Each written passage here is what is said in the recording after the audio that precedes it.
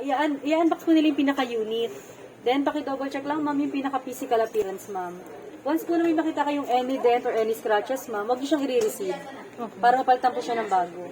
Pagkatapos naman nun, ma'am, 4 hours po siya naka-unplug. Since naalog yung pinaka-motor para mas safe lang, ma'am. Huwag mo nang isasaksak, ma'am. Ng 4 hours po. After ko ma-receive. Opo. Okay. Pagkatapos ng 4 hours, ma'am, 2 hours naman po siya naka-maximum temperature po, na walang laman. Ito po yung pinaka-adjustan niya, ma'am. Ayan, ma'am. Dadalhin niyo lang siya sa max. Ayan, pupunta lang kayo sa max, ma'am.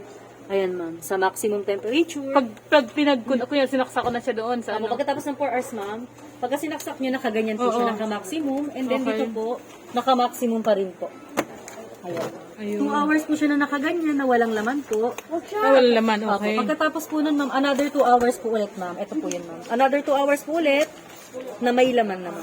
Okay. Opo. Bali ano yun, ma'am, 4 hours po. 2 hours na naka-maximum na walang laman, and then another 2 hours po ulit na may laman na. May laman na okay na yun. Opo. Yes, Tapos, Pagkatapos nun, ma'am, pwede nyo na po siyang iset sa gusto niyong temperature. For example, ma'am, wala pong masyadong laman, pwede pong balance lang, pwede sa gitna lang, ma'am. yung konti pa Parang optimal lang po. Balance lang po yung ano niya, ma'am, lamig. And then dito po, pwede rin pong balance lang, ma'am. Sa gitna lang din po. Or pwedeng min lang sa gitna, ganyan. Ano ito, bibi na ano? Ano yan? Alin, ito yung pinaka-filter niya, ma'am, para nililesen niya po yung mga amoy, yung lansa po. Then, kung sa warranty naman, ma'am, ito po siya, ma'am. 10 years warranty, ma'am, pagdating sa pinaka-compressor.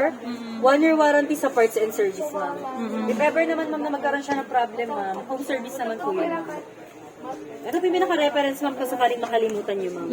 Ito, ma'am, ano lang po, ma'am, depo lang to. Bukas po yung pinaka-original receipt, ma'am.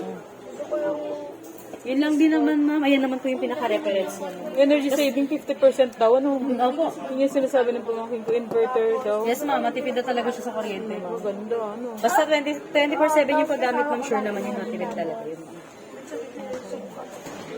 Yun lang Okay naman, ma'am. naman, ma'am. Thank you, ma'am. Salamat. Ito siya guys, oh.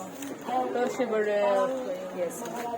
Bablog kasi ako. Ah, nag-vlog ka sa pala, YouTube. ma'am.